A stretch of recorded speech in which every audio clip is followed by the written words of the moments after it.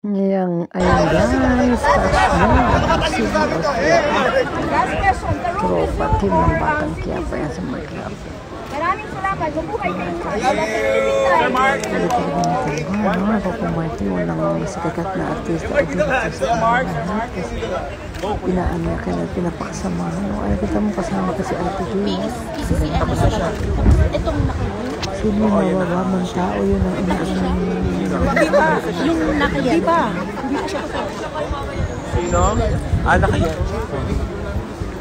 Tapos na po. Hindi pa.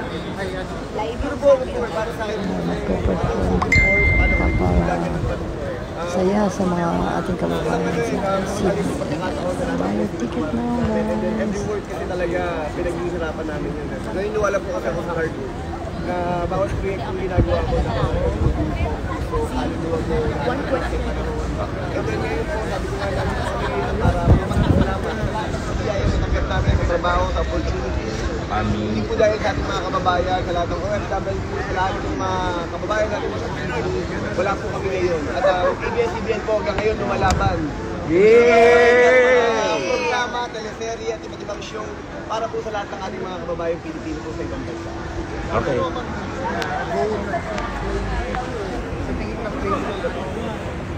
Marami pa po kasi sabi ko para sa